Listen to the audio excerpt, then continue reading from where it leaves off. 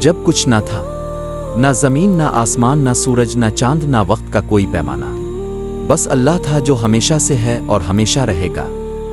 وہ تنہا تھا، کسی کا محتاج نہیں، ہر شے کا خالق اور مالک۔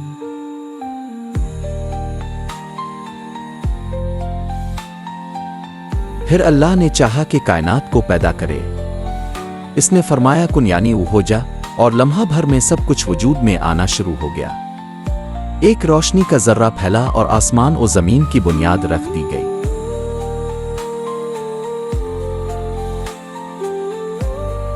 ابتدا میں آسمان اور زمین ایک ساتھ جمی ہوئی تھی۔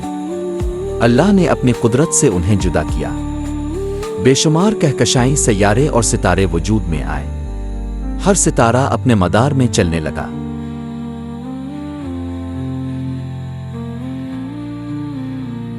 اللہ نے زمین کو بچھایا اور اسے زندگی کے لیے تیار کیا۔ آسمان کو مضبوط بنایا اور اسے ستاروں سے مزین کر دیا جو رات کے اندھیروں کو روشنی دیتے ہیں۔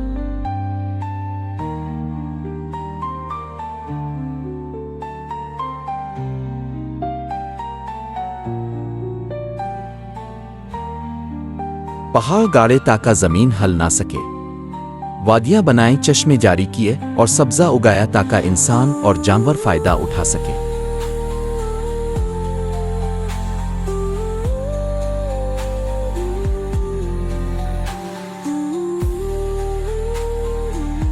سمندر پیدا کیے جن میں ان گنت مخلوقات ہیں۔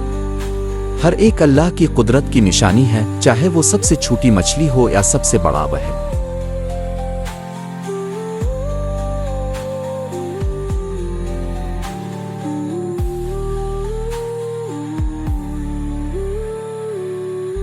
دن اور رات کا نظام بنایا، رات کو سکون اور آرام کے لیے اور دن کو محنت اور کوشش کے لیے روشن کیا۔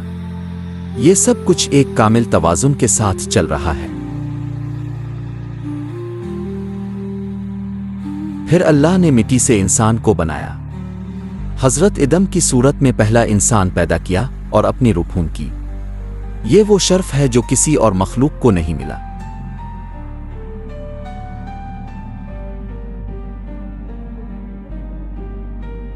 اللہ نے حضرت آدم کو علم سکھایا، نام بتائے اور فرشتوں کو حکم دیا کہ سجدہ کرے۔ شیطان نے انکار کیا اور ہمیشہ کے لیے مردود ہو گیا۔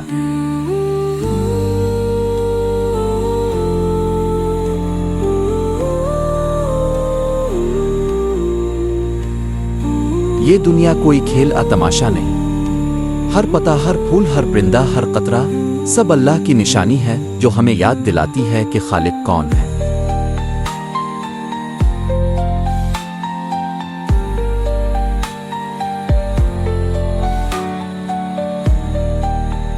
ایک دن یہ سب ختم ہو جائے گا، پہاڑ ریزہ ریزہ ہو جائیں گے، سمندر ابل اٹھیں گے اور آسمان پھٹ جائے گا، صرف اللہ باقی رہے گا۔